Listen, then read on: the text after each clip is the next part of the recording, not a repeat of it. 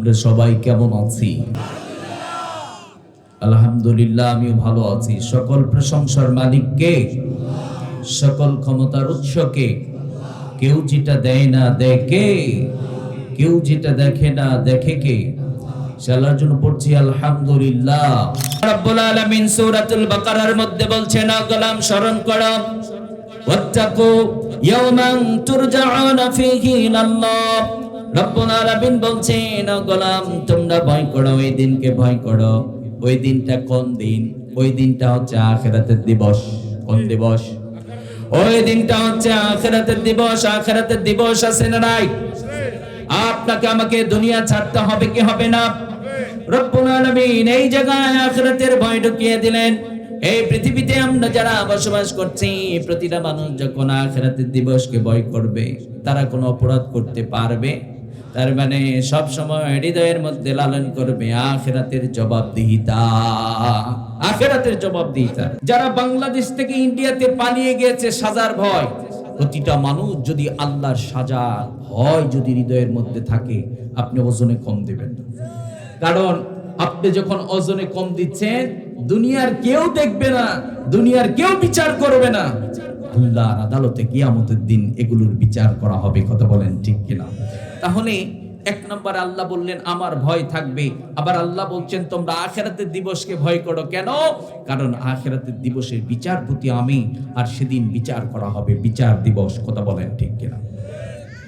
আর ওই আখিরাতের দিবসটা কতটা ভয়ঙ্কর হতে পারে? আখিরাতের দিবসটা এতটা ভয়ঙ্কর হবে, দুনিয়ার বুকে আপনি আমি বিপদের মধ্যে পড়ে গেছি, আপনার মা আপনার পাশে দাঁড়াবে, আপনার বাবা আপনার পাশে দাঁড়াবে, আপনার প্রতিবেশী আপনার পাশে দাঁড়াবে। আখিরাতের দিবসটা এতটা ভয়ঙ্কর হবে, আপনি একটা নেকির কারণে জান্নাতে যাইতে পারছেন না। আপনার মাকে ডাক দিয়ে বলা হবে আপনার সন্তানকে একটা নেকি দিয়ে দেন, আপনার সন্তান ডাইরেক্টলি জান্নাতে যাবে। মা বলবে দুনিয়াতে তো আমার বিয়ে হয় নাই, সন্তান কোথা থেকে আসবে? মা সন্তানের কাছ থেকে পালিয়ে যাবে। এইবার বাবাকে ডাক দিয়ে বলা হবে আপনার সন্তানকে একটা নেকি দিয়ে দেন, আপনার সন্তান ডাইরেক্টলি জান্নাতে যাবে। বাবা বলবে দুনিয়াতে আমি বিয়ে করি নাই, দুনিয়াতে আমার ফ্যামিলি ছিল না। বাবা সন্তানের কাছ থেকে পালিয়ে যাবে। মা সন্তানের পরিচয় দিচ্ছে না, বাবা সন্তানের পরিচয় দিচ্ছে না, ভাই ভাইকে চিনবে না, বোন ভাইকে চিনবে না। বলুন তো ব্যাপারটা ভয়ঙ্কর হবে কি হবে না? দুনিয়ার বুকে আপনি বিপদে পড়লেন, আপনার পাশে অনেকেই দাঁড়িয়ে গেছে, কিন্তু একটা নেকির জন্য জান্নাতে যাইতে পারছে না। আপনার আপনজন বলতে কেউ পাশে থাকবে? রব্বুল আলামিন ওই দিবসের ভয় ঢুকিয়ে দিলেন, গোলাম ওই দিবসকে ভয় করো, দুনিয়ার বুকে তুমি কোনো গুনাহ করতে পারবা না। সুবহানাল্লাহ। আল্লাহ ছোট্ট একটা জিহবা দিয়েছেন। কি দিয়েছেন? ছোট্ট একটা জিহবা। এই জিহবাটা এত চমৎকার একটা নিয়ামত। একটা টাইমে একটা প্লেটে ৭,৭০০০ রকমের খাবার আপনি আমি খেয়ে ফেলবো, তার অধিক খেয়ে ফেলবেন। প্রতিটা খাবারের আলাদা আলাদা স্বাদ আল্লাহ সুবহানাহু ওয়া তাআলা আপনাকে আমাকে দিয়ে দিবেন। সুবহানাল্লাহ কয় না গো? কি আপনারা কি রাগ করেছেন? এটা একটি ক্লাস। কি ক্লাস? ক্লাসে যখন টিচার ক্লাস করান, যারা ছাত্র থাকেন, মনোযোগ যদি টিচারের দিকে না থাকে, ক্লাসটা কি ভালো হবে? ক্লাসটা কি ভালো হবে? আমি ছোট্ট মানুষ, যে রাগ করছেন নাকি আপনারা? আমি মনে করছি যেখানে আলোচনা করি, মনে করি এটি একটি ক্লাস। আর আপনারা যারা বসেছেন কোরআনের ছাত্রর দাম কম না বেশি? দাম কম না বেশি? এই পৃথিবীর মানুষ আপনাকে মূল্যায়ন না করতে পারে, কারণ পৃথিবী মদখোর, গাঁজাখোর, জেনাবাজ, চাঁদাবাজ তাদেরকে মূল্যায়ন করে। কথা বলেন ঠিক কিনা? যারা কোরআনকে জীবনে বাস্তবায়ন করেছে, কোরআনের সাথে সম্পর্ক করেছে, পৃথিবীর মালিক তাদেরকে সেরা বলেছেন। কথা বলেন ঠিক কিনা? দুনিয়ার মানুষ আপনাকে পছন্দ করে না তো কি হয়েছে? আপনার রক্ত আপনাকে চয়েস করে, লাইক করে। কথা বলেন ঠিক কিনা? আর কিছু লাগবে জীবনে? আর কোন অপূর্ণতা আছে নাকি? তাহলে যুবক ভাইয়েরা, যতক্ষণ আছি আমরা এখানে, আল্লাহর সন্তুষ্টির জন্য একটু মনোযোগ থাকবে তো? সবার মনোযোগ থাকবে তো? ইনশাআল্লাহ। তাহলে বলছিলাম আল্লাহ চমৎকার চমৎকার নিয়ামত দিয়েছেন, আলহামদুলিল্লাহ। এই কথাগুলো কেন বলছি? আমরা দুনিয়ার মানুষ আপনাকে আমাকে যা দিয়েছে এটা কিন্তু খুব আমরা স্মরণ রাখি। আমার নেতার চরিত্র ফুলের মতো পবিত্র, কয় কি কয় না? আবার পিছন দিয়ে জুতাও দেখায়। কথা বলেন ঠিক কি না? রাস্তা করে দিয়েছে, ব্রিজ করে দিয়েছে। এবার অনেকে ভাইবেন না হুজুর মনে হয় রাজনীতির ওয়াজ শুরু করছে, ওইটা পয়সাটা থাকবে, পয়সার দিকে যাওয়া যাবে না। কথা বলেন ঠিক কি না? এটা রাজনৈতিক মঞ্চ না, জাস্ট ফর এক্সাম্পল। নেতা যা দেয় আপনি খুশি হন, বলেন আমার নেতার চরিত্র ফুলের মতো পবিত্র, প্রশংসাও করেন। কেন? নেতা রাস্তা করে দিয়েছে। আপনার রব কি দিয়েছে? আপনার রব তো আপনাকে আমাকে সবকিছু দিয়েছে। কথা বলেন ঠিক কিনা? আপনার নেতাকেই তো রব দিয়েছে। সেই রবকে ভুললেন কেন?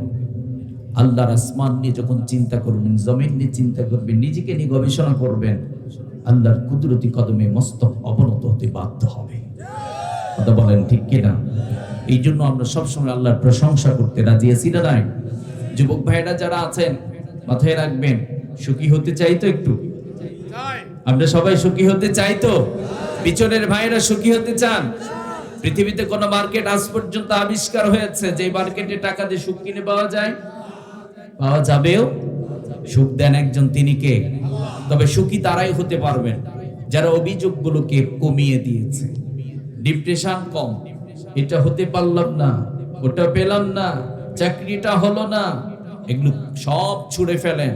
আল্লাহকে বলেন, আল্লাহ এই পৃথিবীতে অনেক গোলাম আপনার আছে, দুটো চোখ দেখে না, দুটো কান শোনে না, পা হাঁটতে পারে না, আপনাতে আমাকে সব দিয়েছে। এর চাইতে বড় কোনো নিয়ামত হতে পারে? এর চাইতে বড় সুন্দরতম কোনো নিয়ামত হতে পারে?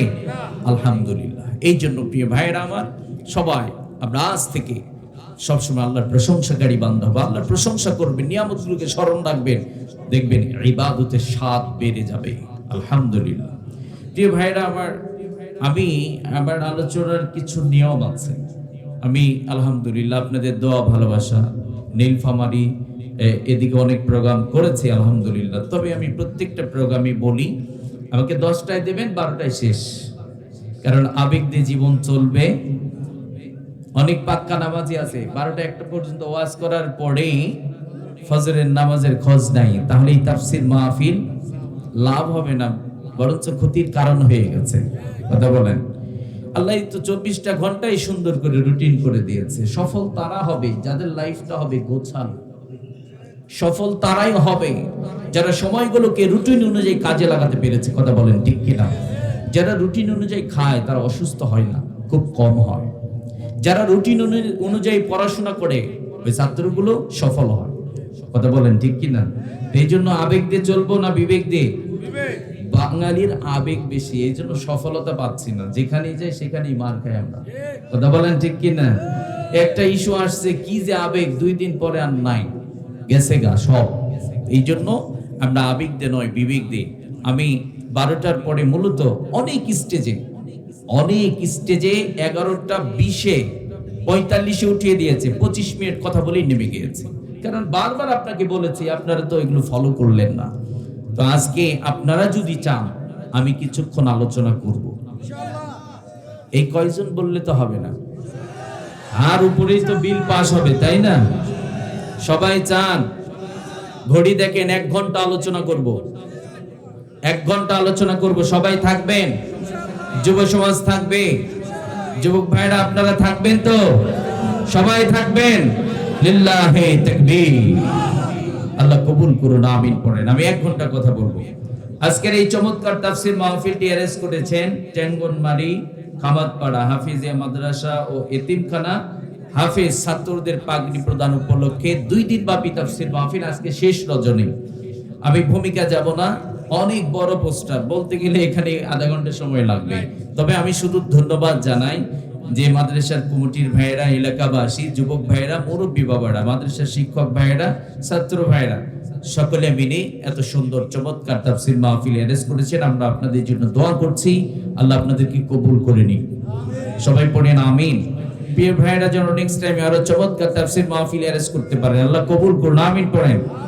আর এই পাশেই মাদ্রাসা না, যে মাদ্রাসার উদ্যোগে তাফসীর মাহফিল, এই প্রতিষ্ঠানটি আল্লাহ সুবহানাহু ওয়া তাআলা এলাকার জন্য দ্বীনের মার্কাজ হিসেবে কবুল করুন। দ্বীনের আলো যেন ছড়িয়ে দিতে পারে, আমাদের সন্তানগুলো যেন এখান থেকে কোরআন শিখতে পারে। আর যাদের মাথায় পাগড়ি প্রদান করা হয়েছে প্রত্যেককে আল্লাহ হাক্কানি আলেম হাফেজ হিসেবে কবুল করুন, আমিন পড়েন। প্রিয় ভাইয়েরা আমার, সময় নষ্ট না করে, যেহেতু এত সুন্দর একটি চমৎকার একটু গোছালো আলোচনা হওয়া প্রয়োজন, কথা বলেন ঠিক কিনা? কোরআন থেকে যারা কথা বলে ওই কথাটা সবচাইতে সত্য কথা, কথা বলেন ঠিক কিনা? এই জন্য আমরা কোরআন থেকেই কথা বলবো। আজকে আমার আলোচনার বিষয় হচ্ছে প্রকৃত মুমিন বান্দার পরিচয়। আজকে আমার আলোচনার বিষয় কি সবাই একটু বলেন।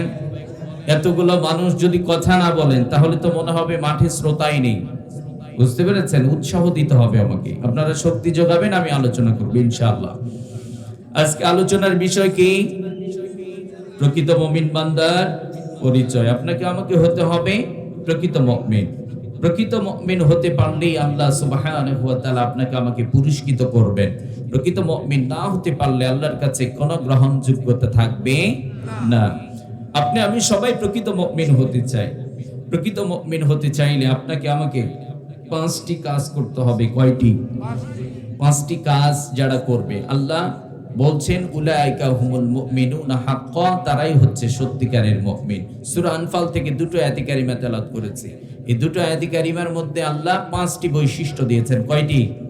5টি বৈশিষ্ট্য যারা অর্জন করবে আল্লাহ বলছেন তারাই হচ্ছে সত্যিকারের মুমিন। সুবহানাল্লাহ। তাহলে এই 5টি বৈশিষ্ট্য আজকে আমরা জানবো, এখান থেকে শিক্ষা নিয়ে লাইফ এই 5টি বৈশিষ্ট্য অর্জন করব। সবাই রাজি আছি না নাই? বাংলাদেশের প্রতিটা তাফসীর মাহফিল হোক ক্লাসের মতো, এখান থেকে আমরা কোরআন শিখব, এখান থেকে কোরআন দিয়ে জীবন গড়ব, আগামীর বাংলাদেশ কোরআনের বাংলাদেশ গড়ব। কথা বলেন ঠিক কিনা? যদি তাফসীর মাহফিল থেকে শিক্ষা নিয়ে কোরআনিক ফ্যামিলি বানাতে পারেন, কোরআনিক লাইফ বানাতে পারেন, আল্লাহর কসম করে বলছি আগামীর বাংলাদেশ কোরআনের বাংলাদেশ হবে। কোন বাতিল শক্তি বাধা দিতে পারবে না। কথা বলেন ঠিক কিনা? কিন্তু আমরা বলি কোরআনের বাংলাদেশ চাই, আমরা নিজেরাই কোরআন পারি না, কোরআন বুঝিও না। তাহলে আজ থেকে উদ্দেশ্য হবে কোরআনের তাফসীর মাহফিল, কোরআন দিয়ে জীবন গড়ার জন্য। কথা বলেন ঠিক কিনা? আমরা শুনবো, শিক্ষা নেব, এখান থেকে কোরআনের জীবন গড়ব। আল্লাহ সবাইকে কবুল করুন, আমিন পড়েন। আলোচনায় চলে যাই। সবাই একটু দুটো হাত উঠান, নাড়াচাড়া করেন, একটু এক্সারসাইজ করেন আর কি। আলহামদুলিল্লাহ, জান্নাতের বাগান কত চমৎকার। আলহামদুলিল্লাহ, আপনারা অনেক আন্তরিক, আপনারা সবাই একটু জোরে তাকবীর দিবেন। লিল্লাহে তাকবীর, লিল্লাহে তাকবীর। আল কোরআনের আলো সংসদে জালো, লিল্লাহে তাকবীর, লিল্লাহে তাকবীর, লিল্লাহে তাকবীর। আল্লাহ সবাইকে কবুল করুন, আমিন পড়েন। তাহলে কোরআন থেকে আমরা কথা শুনে কোরআনিক জীবন বানাবো। সবাই রাজি আছেন? আল্লাহ কবুল করুন।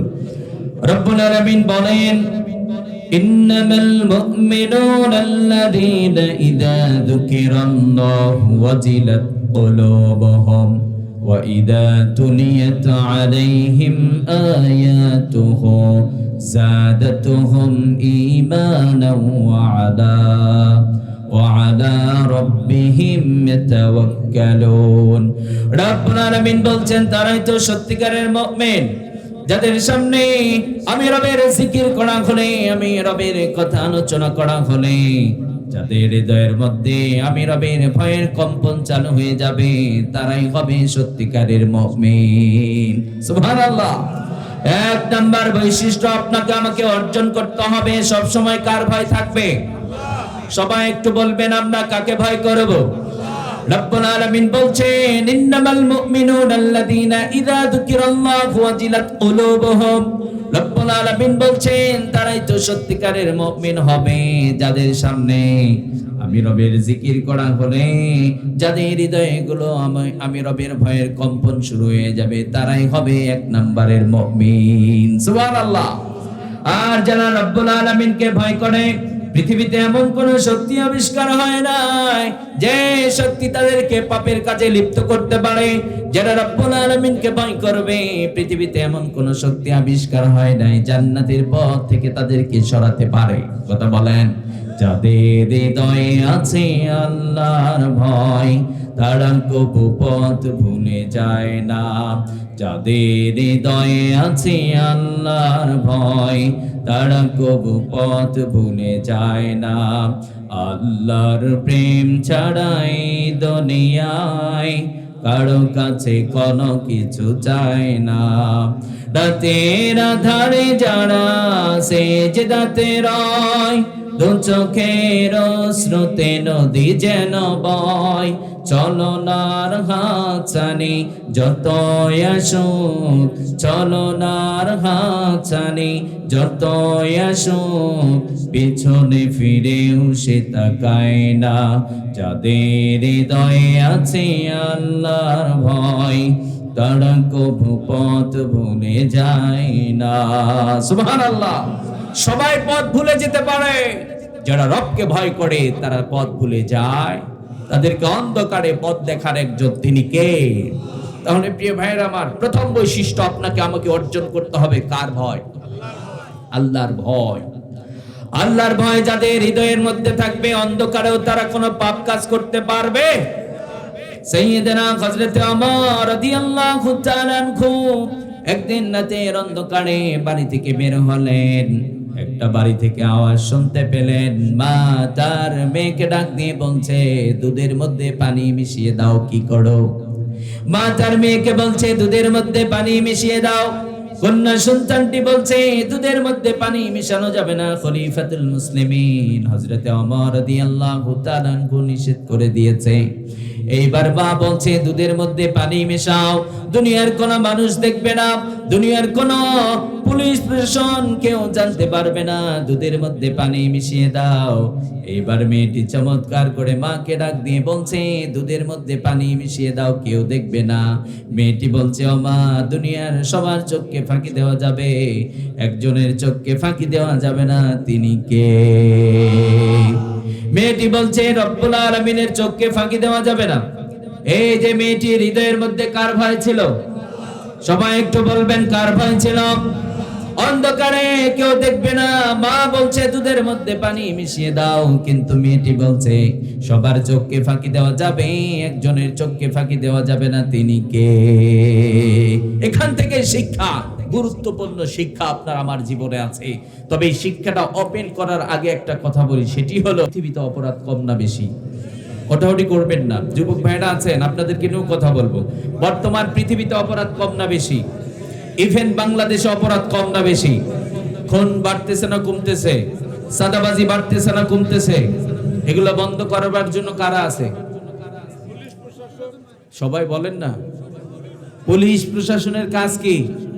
অপরাধ আলোচনা থেকে যদি শিক্ষা না নিতে পারেন, আর আমি যদি না বুঝাতে পারি, আর আপনারা যদি বুঝতে না চান, তাহলে তো সমস্যা। বুঝতে পারছেন? আপনারা শুধু চাইবেন যে হুজুর সুর দিয়ে আলোচনা করেন। বাঙালি তো সুরের পাগল। কিসের পাগল? ক্লাসের মতো লেকচার আকারে যেই কথাগুলো হয়, ওগুলো মানুষের হৃদয় খুব দ্রুত ঢুকে যায়। কথা বলেন? এই যুবক ভাইয়েরা তো এগুলো শুনতে চায় না। যুবক ভাইয়েরা আবার একটু প্রেম প্রীতির হইলে খুব ভালো লাগে। আবার মাঝে মধ্যে যেই বক্তা বলবে, এই শীতে যাদের বউ নাই তাদের যে কি জ্বালা, যুবকরা কয়, হুজুর ঠিক কথা কইছেন, মনের কথাটাই কইছেন। কথা বলেন? তাহলে আল্লাহর ভয়, কার ভয়? আল্লাহর ভয়। আল্লাহর ভয় এই পৃথিবীকে গুনাহমুক্ত বানিয়ে দেবে, এটাই বুঝাতে চাচ্ছি আপনাদেরকে। তাহলে পুলিশ আছে, র্যাব আছে, বিডিআর আছে, সেনাবাহিনীও তো মাঠে আছে। আপনারা বলুন তো, গুম খুন থেকে নিয়ে ধর্ষণ, চাঁদাবাজি, যত স্টাইলের অপরাধ হতে পারে, বর্তমান বাংলাদেশে কম না বেশি? বর্তমান বাংলাদেশে কম না বেশি?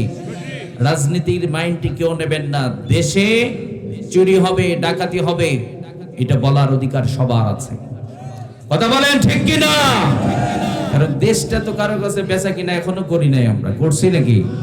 হ্যাঁ, দেশের মধ্যে চুরি হবে, ডাকাতি হবে, খুন হবে, প্রতিবাদ করবেন না? আমাদের প্রিয় শহীদ ওসমান হাদি দুনিয়া থেকে বিদায় নিয়েছেন। অপরাধ একটাই ছিল, ইনসাফের বাংলাদেশ কায়েম করতে চেয়েছিলেন। কথা বলেন ঠিক কিনা? শরীফ ওসমান হাদি দুনিয়া থেকে বিদায় নিয়েছে, তার উত্তর শরীরা এখনো জীবিত আছে। কথা বলেন ঠিক কিনা? তারা প্রতিবাদ করবে, তারা গর্জে উঠবে, ইনসাফের বাংলাদেশ কায়েম করে ছাড়বে। কথা বলেন ঠিক কিনা? কারণ এই বাংলাদেশে চাঁদাবাজদের ঠাঁই হবে না, এই বাংলাদেশে খুনিদের ঠাঁই হবে না। কথা বলেন ঠিক কিনা? কারণ খুনিদের কোনো পরিচয় নাই। ওরা বিএনপিও হতে পারে, জামাতও হতে পারে, যে কোনো দলের হতে পারে, ইভেন আমি হুজুর হতে পারি। ওরা তো খুনি, খুনির বিচার হতেই হবে। কথা বলেন ঠিক কিনা? তাহলে বলছিলাম, পুলিশ প্রশাসন সবাই আছে, ওদের কাজ হচ্ছে অপরাধ নির্মূল করা, অপরাধীদেরকে ধরা, দৃষ্টান্তমূলক শাস্তি দেওয়া। কথা বলেন ঠিক কিনা? কিন্তু বড় কষ্টের বিষয় হচ্ছে, বলুন তো আপনারা, বর্তমান বাংলাদেশে অপরাধ কমছে না বাড়ছে? বর্তমান অপরাধ কমছে না বাড়ছে? খুনিরা খুন করে দেশ থেকেও পালাচ্ছে। কথা বলেন ঠিক কিনা? এখন আপনাদেরকে যেটি বলবো সেটি হলো, অপরাধ বন্ধ করবার জন্য এতগুলো বাহিনী, এত শিক্ষিত মানুষ, অপরাধ বন্ধ হচ্ছে না। অপরাধ তো বন্ধ হচ্ছেই না, যারা অপরাধ বন্ধ করবে তারাই অপরাধী। অপরাধ করে দেশ থেকেও অনেকে পালিয়েছে। সেনাবাহিনীর কয়েকজন পালাইছে না? হ্যাঁ, পালাইছে না? পুলিশের প্রধানেরা পালাইছে না? কেন পালিয়েছে? কারণ ওরা অপরাধী। কথা বলেন ঠিক কিনা? এখন প্রশ্ন হচ্ছে, যারা অপরাধ বন্ধ করবে তারাই যদি অপরাধ করে দেশ থেকে পালিয়ে যায়, আগামীর বাংলাদেশ কি অপরাধ মুক্ত হবে? পিছনের ভাইয়েরা কথা বলতে হবে, অপরাধ বন্ধ হবে। হাজারো বাহিনী তৈরি করবেন, চ্যালেঞ্জ করে বলছি, বাংলাদেশে খুন বন্ধ হবে না, চাঁদাবাজি বন্ধ হবে না।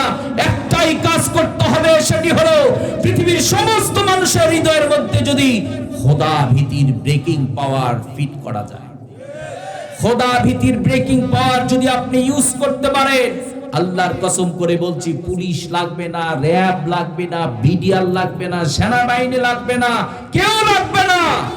প্রত্যেকেই একজনকে ভয় করে গুনাহ করবে না। তিনি কে? যেমন মেয়েটি রবকে ভয় করেছিল। কথা বলেন ঠিক কিনা? আবার আলোচনা বুঝতেছেন তো? ছোট্ট মানুষ তো, রাত গভীর হয়ে গেছে, কথাগুলো কষ্ট হলেও একটু বুঝিয়ে দেওয়ার চেষ্টা করি। আল্লাহ যে বলেছেন, হৃদয়ের মধ্যে গোলাম আমার ভয় থাকবে। কার ভয়? আল্লাহর ভয় কি করবে? আপনাকে আমাকে অপরাধ মুক্ত বানিয়ে দেবে।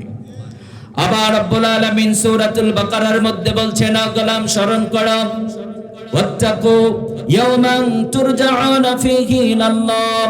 রব্বুল আলামিন বলছেন, গোলাম তোমরা ভয় করো, ওই দিনকে ভয় করো। ওই দিনটা কোন দিন? ওই দিনটা হচ্ছে আখিরাতের দিবস। কোন দিবস? ওই দিনটা হচ্ছে আখিরাতের দিবস। আখিরাতের দিবস আছে না নাই? আপনাকে আমাকে দুনিয়া ছাড়তে হবে কি হবে না? রব্বুল আলামিন এই জায়গায় আখিরাতের ভয় ঢুকিয়ে দিলেন। এই পৃথিবীতে আমরা যারা বসবাস করছি, প্রতিটা মানুষ যখন আখিরাতের দিবসকে ভয় করবে, তারা কোনো অপরাধ করতে পারবে? তার মানে সব সময় হৃদয়ের মধ্যে লালন করবে আখিরাতের জবাবদিহিতা, আখিরাতের জবাবদিহিতা। আপনারা বলুন, বাংলাদেশে কিছু মানুষ মানে খুন করে, গুম করে, মায়ের বুককে খালি করে কিছু মানুষ দেশে থাকতে পারে নাই, নিজেরাই পালিয়েছে। কথা বলেন, এটা একটা এক্সাম্পল দেওয়ার জন্য বলতেছি আর কি। আপনারা বলুন, যারা পালিয়ে গেছে ওদেরকে জোর করে কি কেউ দেশ থেকে বের করে দিয়েছে? না, নিজেরাই চলে গেছে। ভয়ে পালাইছে। কেন পালিয়েছে? সাজার ভয়, সাজার ভয়। কথাগুলো বুঝতে হবে, রাজনীতির মাইন্ডে নেওয়া যাবে না। কিসের ভয়? সাজার ভয়। কারণ আপনি খুনি, দেশে যদি থাকেন আপনার বিচার হবে, ফাঁসিও হয়ে যেতে পারে। কথা বলেন ঠিক কিনা? আপনারা বলুন, যেই মানুষগুলো দুনিয়ার আদালতের সাজার ভয়ে দেশ থেকে পালিয়েছে, দুনিয়ার আদালত থেকে বাঁচতে পেরেছে, আখিরাতের আদালত থেকে কি বাঁচতে পারবে? এই সেম কাজটাই আপনাকে আমাকে করতে হবে। যারা বাংলাদেশ থেকে ইন্ডিয়াতে পালিয়ে গিয়েছে সাজার ভয়, প্রতিটা মানুষ যদি আল্লাহর সাজা ভয় যদি হৃদয়ের মধ্যে থাকে, আপনি ওজনে কম দেবেন না। কারণ আপনি যখন ওজনে কম দিচ্ছেন, দুনিয়ার কেউ দেখবে না, দুনিয়ার কেউ বিচার করবে না, আল্লাহর আদালতে কিয়ামতের দিন এগুলোর বিচার করা হবে। কথা বলেন ঠিক কিনা? তাহলে এক নম্বরে আল্লাহ বললেন আমার ভয় থাকবে, আবার আল্লাহ বলছেন তোমরা আখিরাতের দিবসকে ভয় করো। কেন? কারণ আখিরাতের দিবসের বিচারপতি আমি, আর সেদিন বিচার করা হবে, বিচার দিবস। কথা বলেন ঠিক কিনা? আর ওই আখিরাতের দিবসটা কতটা ভয়ঙ্কর হতে পারে, আখিরাতের দিবসটা এতটা ভয়ঙ্কর হবে, দুনিয়ার বুকে আপনি আমি বিপদের মধ্যে পড়ে গেছি, আপনার মা আপনার পাশে দাঁড়াবে, আপনার বাবা আপনার পাশে দাঁড়াবে, আপনার প্রতিবেশী আপনার পাশে দাঁড়াবে। আখিরাতের দিবসটা এতটা ভয়ঙ্কর হবে, আপনি একটা নেকির কারণে জান্নাতে যাইতে পারছেন না, আপনার মাকে ডাক দিয়ে বলা হবে আপনার সন্তানকে একটা নেকি দিয়ে দেন, আপনার সন্তান ডাইরেক্টলি জান্নাতে যাবে। মা বলবে দুনিয়াতে তো আমার বিয়ে হয় নাই, সন্তান কোথা থেকে আসবে? মা সন্তানের কাছ থেকে পালিয়ে যাবে। এইবার বাবাকে ডাক দিয়ে বলা হবে আপনার সন্তানকে একটা নেকি দিয়ে দেন, আপনার সন্তান ডাইরেক্টলি জান্নাতে যাবে। বাবা বলবে দুনিয়াতে আমি বিয়ে করি নাই, দুনিয়াতে আমার ফ্যামিলি ছিল না।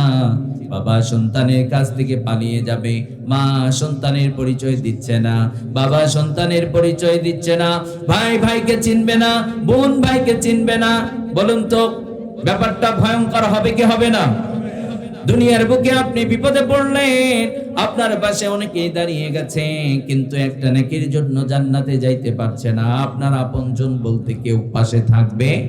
রব্বুল আলামিন ওই দিবসের ভয় ঢুকিয়ে দিলেন, গোলাম ওই দিবসকে ভয় করো, দুনিয়ার বুকে তুমি কোনো গুনাহ করতে পারবা না। সুবহানাল্লাহ। তাহলে প্রথম আল্লাহকে ভয় করতে হবে, আখিরাতের জবাবদিহিতার ভয়। কি কষ্ট হচ্ছে আপনাদের? মনোযোগ নাই এদিকে? মনোযোগ আছে আপনাদের এদিকে? কিছুক্ষণ চলবে তো ইনশাআল্লাহ। তাহলে আজ থেকে আল্লাহকে ভয় করতে হবে। যুবক ভাইয়েরা যারা আছেন, যুবক ভাইয়েরা যারা আছেন, অন্ধকারে পর্নারি অফার করেছে আসো আমার সাথে জেনা করে নাও, আপনারা কি জেনা করবেন? যুবক ভাইয়েরা কি জেনা করবেন? আপনি বলবেন ইন্নী আখাফুল্লাহ, আমি আমার রবের গোলাম, আমার রব জেনাকে হারাম করেছে। আপনি একজন বিজনেসম্যান, ওজনে একজনকে কম দিতে পারেন, আপনার হৃদয়ের মধ্যে যখন রবের ভয় থাকবে, দুনিয়ার কেউ দেখে না, আপনি বলবেন আমার রব তো হারাম করেছে। আপনি একজন দেশের রাষ্ট্রপ্রধান, আপনার ক্ষমতার মেয়াদ শেষ হয়ে গেছে, আপনি জোর করে থাকবেন না, মানুষ হত্যা করবেন না, এটা অন্যায়। কে বলেছে? কে বলেছেন? তাহলে এমন মানসিকতা তৈরি করতে পারলেই প্রত্যেকটা মানুষ গুনাহমুক্ত হয়ে যাবে। বুঝতে পারছেন তো? আমাদের বোনেরা যারা আলোচনা শুনছেন, আপনাদেরকেও বলছি আজ থেকে আপনারাও সব সময় রবকে ভয় করবেন। যে বোনেরা রব্বুল আলামিনকে ভয় করবে, তাদের হৃদয়ের মধ্যে যখন রবের ভয়ের কাঁপুনি থাকবে, তারা বেপরদায় বের হতে পারবে না। আর আমাদের বোনদেরকে শুনিয়ে দেবেন ইসলাম তাদেরকে কি মর্যাদা দিয়েছে। আমাদের বোনেরা মনে করে ইসলাম মনে হয় তাদেরকে ঠকিয়েছে। আপনারা বলুন তো ইসলাম আমাদের বোনদেরকে জিতিয়েছে না ঠকিয়েছে? পৃথিবীর বুকে এমন একটা সময় ছিল, যে সময় আমাদের বোনদের কোনো মর্যাদা ছিল, যেই সময় আমাদের বোনদেরকে জীবিত মাটির নিচে দাফন করে দেয়া হতো। আপনার আবার প্রিয় নবী বিশ্ব নবী সাল্লাল্লাহু আলাইহি ওয়াসাল্লামের কাছে একজন সাহাবী গেলেন, নাম তার দাহিয়া। নাম কি? নাম তার দাহিয়া। বিশ্ব নবী সাল্লাল্লাহু আলাইহি ওয়াসাল্লামকে ডাক দিয়ে বললেন, নবীজি আমি যদি এখন ঈমান আনি, রব্বুল আলামিন আমার জীবনের সমস্ত অপরাধগুলো মাফ করে দেবে নাকি? বিশ্বনবী সাল্লাল্লাহু আলাইহি ওয়াসাল্লাম দাহিয়াকে বললেন, না দাহিয়া, তুমি যদি এখন ঈমান গ্রহণ করো, রব্বুল আলামিন তোমার জীবনের সমস্ত অপরাধ মাফ করে দেবে। দাহিয়া বলছে, নবীজি আমার জীবনে এমন মারাত্মক পাপ করেছি, আমার মন বলছে রব্বুল আলামিন আমার সব অপরাধগুলো যদি মাফ করে দেয়, একটা অপরাধ আছে ওই অপরাধটা মাফ করবে না। বিশ্বনবী সাল্লাল্লাহু আলাইহি ওয়াসাল্লাম বললেন, দাহিয়া কি অপরাধ করেছো বর্ণনা দাও। দাহিয়া বলছে, নবীজি আমার স্ত্রী গর্ভবতী, আমার স্ত্রীকে বললাম যদি কন্যা সন্তান ভূমিষ্ঠ হয়ে যায় তুমি তাকে জীবিত হত্যা করে দেবে। এই কমিটমেন্ট দিয়ে দীর্ঘ কয়েক বছরের জন্য বিজনেসে বাইরে গেলাম। দীর্ঘ কয়েক বছর পরে যখন বাড়িতে ফিরে এসেছি, বাড়িতে ফেরার পরে আঙিনার মধ্যে সুন্দর ফুটফুটে চেহারার একটা কন্যা সন্তান ঘোরাফেরা করছে। এইবার দাহিয়া তার স্ত্রীকে বললেন, এটা কার কন্যা সন্তান? স্ত্রী বলছে স্বামী আমার এটা আপনার কন্যা সন্তান। দাহিয়া বলছে আমি না বলেছিলাম যদি কন্যা সন্তান ভূমিষ্ঠ হয়ে যায় তুমি তাকে জীবিতই হত্যা করে দেবে। এইবার দাহিয়ার স্ত্রী বলছে স্বামী আমার এই পৃথিবীর বুকে এমন কোন মা আছে নাকি যেই মা নিজের জীবনের রিস্ক নিয়ে সন্তান ভূমিষ্ঠ করেছে ওই সন্তানকে নিজ হাতে হত্যা করে দিতে পারে নাকি? আমরা যারা সন্তান এই পৃথিবীর বুকে এসেছি আমরা প্রত্যেকে মায়ের কলিজার মধ্যে লাথি দিয়ে দুনিয়ার বুকে এসেছি, কথা বলেন ঠিক কিনা? এই দুনিয়ার বুকে অনেক ঘটনা আছে। সন্তান যখন মায়ের কলিজার মধ্যে লাথি মেরেছে, মা জীবনের জন্য দুনিয়া থেকে বিদায় নিয়েছে, সুন্দর পৃথিবী সন্তানকে উপহার দিয়েছে।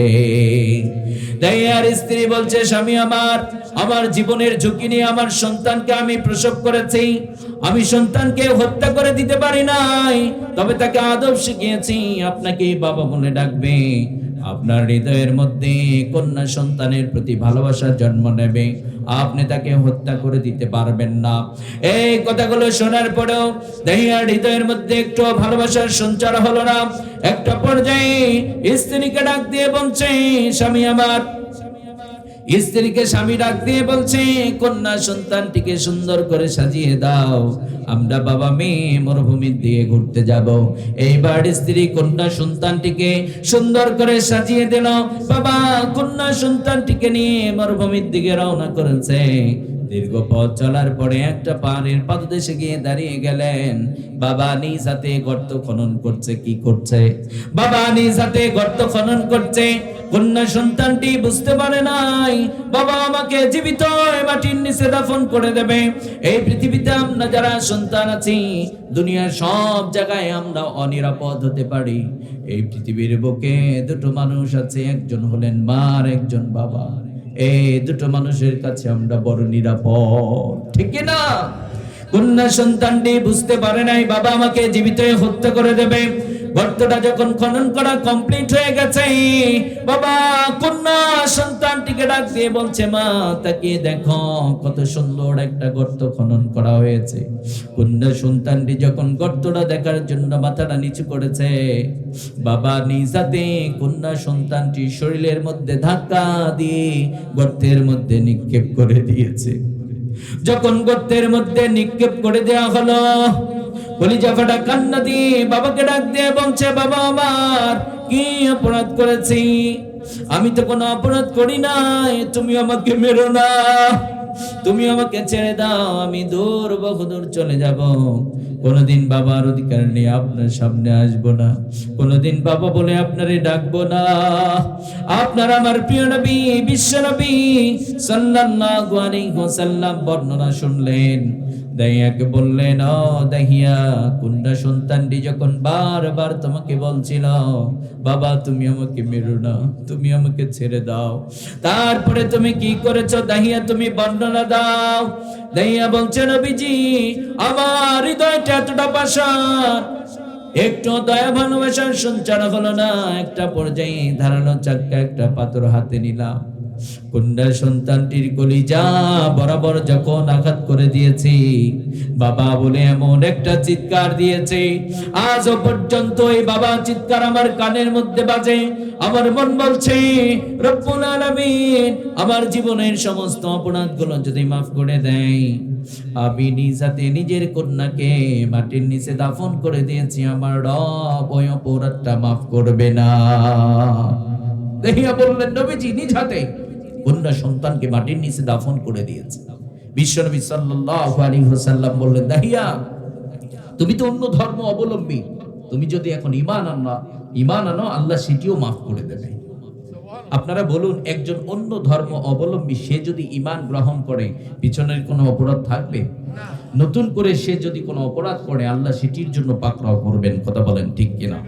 এখান থেকে মেসেজ হচ্ছে আমাদের বোনরা ইতিহাস থেকে জেনে নেন নিজের বাবা নিজের কন্যা সন্তানকে জীবিত মাটির নিচে দাফন করে দিত। ওই সময় কিন্তু আবু জেহেল্লা নেতা ছিল, কথা বলেন ঠিক কিনা? ওই সময় আবু জেহেল নেতা ছিল। দেখবেন এই পৃথিবীতে আবু জেহেলের চরিত্র ধারণ করে কিছু মানুষ প্রতিটা দেশের গুরুত্বপূর্ণ পদ দখল করে আছে। আবু জেহেলের চরিত্র ধারণ করে মাথা উঁচিয়ে দাঁড়িয়ে আছে।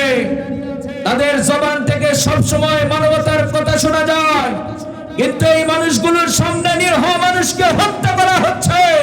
ইভেন 90% মুসলমানের দেশ বাংলাদেশেও মানুষ হত্যা করা হচ্ছে। আমাদের বোনদেরকে ধর্ষণ করা হয়, ধর্ষণ করার পরে দুনিয়া থেকে বিদায় করে দেওয়া হয়। ওই নারীবাদীদের জবান দিয়ে কোনো প্রতিবাদ বের হয় না। কথা বলেন ঠিক কিনা? কথা বলেন ঠিক কিনা? তার মানে আবু জেহেলও প্রতিবাদ করতো না, এরাও আমাদের বোনদেরকে বুঝতে হবে ইসলাম ছাড়া কোথাও আপনি মর্যাদা খুঁজে পাবেন না। এই তো মানিকগঞ্জে মনে হয় 1 সপ্তাহ বা একটু বেশি হবে, একটা হসপিটালের ঘটনা দেখেন নাই সোশ্যাল মিডিয়ায়? আনসার বাহিনীর 2 জন স্বামীর কাছ থেকে স্ত্রীকে ধোঁকা দিয়ে 2 তলায় নিয়ে গিয়ে ধর্ষণ করেছে। কথা বলেন ঠিক কিনা?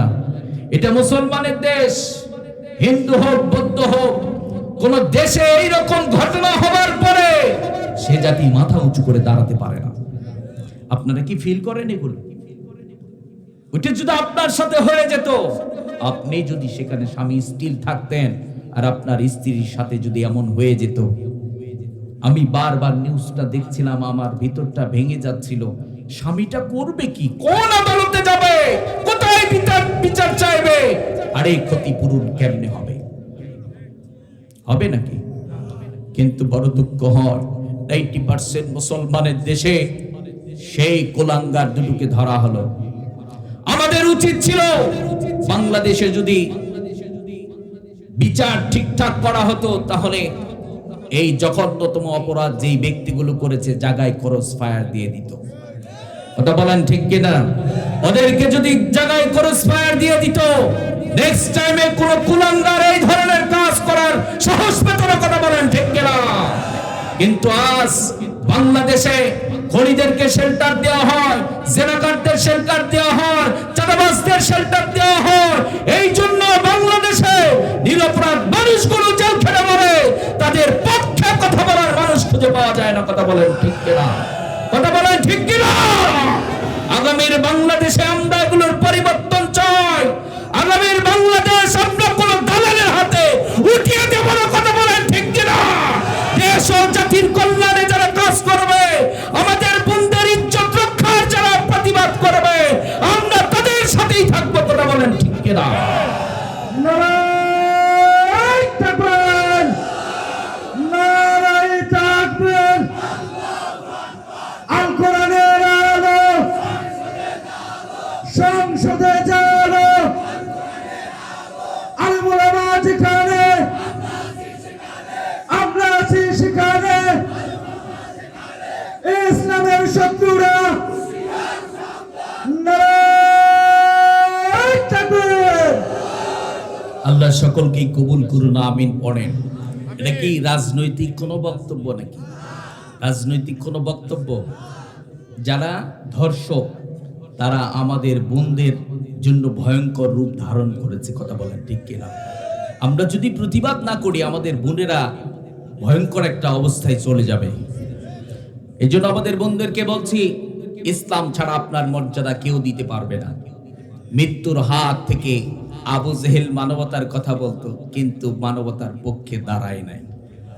কথা বলেন। আমাদের বোনদেরকে বলছি, ইসলাম বসে থাকে না, ইসলাম আপনাদেরকে মৃত্যুর হাত থেকে বাঁচিয়ে দিয়েছে। শুধু মৃত্যুর হাত থেকে বাঁচায় নাই, একটা নারীকে ইসলাম 3 ভাবে মর্যাদা দিয়েছে। কয় ভাবে? সর্বপ্রথম কন্যার মর্যাদা দিয়েছে, দ্বিতীয় নম্বরে স্ত্রীর মর্যাদা দিয়েছে, তৃতীয় নম্বরে মায়ের মর্যাদা দিয়েছে। সুবহানাল্লাহ। সময় থাকলে বলতে পারতাম, তবে ইসলাম এই 3টা স্টেপে একটা নারীকে 3টা ধাপে সর্বোচ্চ মর্যাদা দিয়েছে। আপনারা বলুন, কন্যা হিসাবে আমাদের বোনদের মর্যাদা কি কম নাকি? জন্মের পর থেকে বাবার কাছে যেটি চায় সেটিই দিয়ে দেয়। কথা বলেন। আমাদের বোনেরা মানে কামাই যে করতে হবে, অর্থনীতি যে একটা প্যারা আছে। আমরা যারা ভাইয়েরা থাকি, আমাদের প্যারা নেই? আমরা বিয়ে করব, ফ্যামিলি হবে, কিছু করতে হবে জীবনে। আমাদের বোনদের সেই প্যারা ইসলাম দেয় না। বাবা ভ্যান চালিয়ে চালিয়ে মেয়ের শখ পূরণ করেছে, তাকে চিকিৎসা দিয়েছে, ভালো ড্রেস কিনে দিয়েছে, তার স্বপ্ন পূরণ করেছে। শুধু কি তাই? ইসলাম বলেছে বাবার যে জমি আছে, সম্পদ আছে, ছেলে যা পাবে মেয়ে তার। এই কয়জন? ও রাত গভীর হয়ে গেছে এই জন্য নাকি? কয়টা বাজে এখন? 12টা বার হইছে। 12টা বার হইছে না? 12টা, ওরে বাবা, 12টা 13 মিনিট। ও রাত গভীর হইছে এই জন্য। এই যে অনেকে উঠে যায়, যারা ওঠাউঠি করে ওদেরকে ধরে বসায় দিবেন, ওরে বলবেন তুমি না যাত্রায় গেলে উঠতো না, এখানে উঠো কেন? কথা বলেন। যাত্রা হইলে এই মাঠ কি ফাঁকা থাকতো নাকি? যাত্রায় কি ফাঁকা থাকতো? মুসলমান যাত্রার প্যান্ডেল ভরে দেয়, তাফসীর মাহফিলে বসতে চায় না, কপালে জুতোর বাড়ি। কথা বলেন। খারাপ লাগলো নাকি? কোরআনের সাথে থাকতে হবে প্রিয় ভাইরা আমার। তাহলে আমাদের বোনেরা যে ইসলাম তাদেরকে সর্বোচ্চ মর্যাদা। ও বলছিলাম, আবার বাবার একটা জমি, ছেলে যা পাবে মেয়ে তার অর্ধেক, অর্থনীতি একটা অ্যাকাউন্ট ইসলাম দিয়ে দিল। আবার বলেন তো ইসলাম, এই মেয়েটি যখন প্রাপ্তবয়স্ক হয়ে গেছে, ইসলামে বিয়ে ছাড়া কোন নারীকে গিফট দিয়ে তাকে ভোগ করবেন অন্য ধর্মের সুযোগ থাকতে পারে, ইসলামে নেই। কথা বলেন ঠিক কিনা? তার মানে বিয়ের মধ্য দিয়ে যুব সমাজ, আজ যুব সমাজের চোখের ঘুম কেড়ে নিয়েছে মেসেঞ্জার, যুব সমাজের চোখের ঘুম কেড়ে নিয়েছে টিকটকার ওই মেয়েটি। কথা বলেন ঠিক কিনা? যুবক আজকে পড়াশোনা ছেড়ে দিয়েছে। যুবক ভাই, হাসির জন্য বলছি না, মজার জন্য বলছি না, বাংলাদেশ তো আপনার দিকে তাকিয়ে আছে। আমাদের যুবকরা যখন ভালো পড়াশোনা করবে, তাদের যখন যোগ্যতা থাকবে, তারা একজন ভালো ডাক্তার হবে। আমার দেশ আদর্শবান ডাক্তার খুঁজে পাবে, আদর্শবান মাস্টার খুঁজে পাবে, আদর্শবান প্রধানমন্ত্রী খুঁজে পাবে। কোন বলেন ঠিক কিনা? যুবক, তুমি বসে থাকলে চলবে না, তোমাকে সিদ্ধান্ত নিতে হবে। আগামীর বাংলাদেশে আমি ওসমান হাদির মতো মানসিকতা তৈরি করব। আগামীর বাংলাদেশে প্রয়োজনে জীবন দেওয়া লাগলে জীবন দেব, কিন্তু ইনসাফ কায়েম করে ছাড়বো। কথা বলেন ঠিক কিনা? যেই বাংলাদেশে মানুষের অধিকার হরণ হবে, এমন মানসিকতা তৈরি করতে হবে। যুবক, তোমার এলাকার জন্য তুমি একটা আলোকবর্তিকা হয়ে দাঁড়াবা। তোমার ভিতরে থাকবে কোরআন, তোমার ভিতরে থাকবে জাগতিক বিদ্যা, তোমার ভিতরে থাকবে জ্ঞান ও প্রযুক্তি। তুমি যেখানেই যাবা, হাত লাগাবা, সেখানেই সফল। কিন্তু যুবক ভাইয়েরা আজকে সময়গুলোকে কাজে লাগাচ্ছে না। যুবক ভাইয়েরা টিকটকার নারীর পিছনে পড়ে গিয়েছে।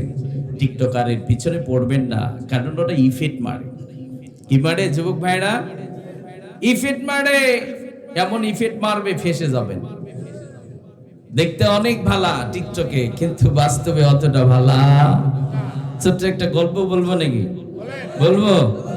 এবারে উস্তাদ গল্প শোনাচ্ছে, দোস্ত তোর চেহারা তো মাশাআল্লাহ অনেক সুন্দর, তোর বউ এত কালা কেন? তোর চেহারা তো ভালো, তোর বউ কালা কেন? বলছে দোস্ত মিস কলে খাইছে আমারে। এখান থেকে শিক্ষা আছে। কে খাইছে? মুরব্বী বাবারা অনেকে বুঝবে না, কারণ মুরব্বী বাবারা কৃষি এই সেই নিয়ে ব্যস্ত। যুবকরা এখন আর ওদিকে মনোযোগ নাই, আছে অন্যদিকে মনোযোগ। তো মিস কলে খাইছে। কেমন মিস কলে খাইছে? দোস্ত এক রাতে মিস কল ব্যাক করলাম, তারপর দেখি কি মিষ্টি কণ্ঠ। কয়েক মিনিট কথা বললাম, পরে কথা না বলে আর ভালো লাগে না, একটু মানে কথা বলার জন্য ফাঁক ফকর তৈরি করি। তারপরে একটা টাইমে খাইছো তুমি, ভালো আছো তুমি, লাইন ক্লিয়ার। এখন প্রতিদিন কথা না কইলে আর ভাল লাগে না। অনেক যুবক আছে এইরকম নারীর পিছনে পড়ে গেছে, খেতে আর ভালো লাগে না। যেই যুবকটা পড়ার টেবিলে ঘন্টার পরে ঘন্টা সময় দিত, সেই যুবক এখন মোবাইলের মেসেঞ্জার ছাড়া ভালো লাগে না। ওই নারীটার সাথে কথা না বললে আর ভালো লাগে না। তো যুবক উনি বলছে মিস কল, এই কন্টিনিউ প্রেম চলছে। একটা টাইমে বলছি জান তোমারে ছাড়া তো আর ভালো লাগে না, আইসো দেখা করি। কি করি? জান আসো দেখা করি। ওই পার থেকে বলে যুবক ভাই একটু সময় দেবেন। ওই পার থেকে বলছে আমার চেহারাটা খুব বেশি একটা ভালো না, আমি দেখতে অনেক কালা। বলছে জান প্রমিস দিলাম। কি দেয় যুবকরা? এখন প্রমিস দেয়। যুবকরা প্রমিস দেয়, জান প্রমিস দিলাম জীবন যাইবো, তোরে ছাড়বো না। যুবক ভাইয়ের আজকে সময় এসেছে আমরা আল্লাহকে প্রমিস দেব। আল্লাহ আজকে প্রমিস দিলাম মরণ পর্যন্ত কোন নারীর প্রেমে পড়বো না। কথা বলেন ঠিক কিনা?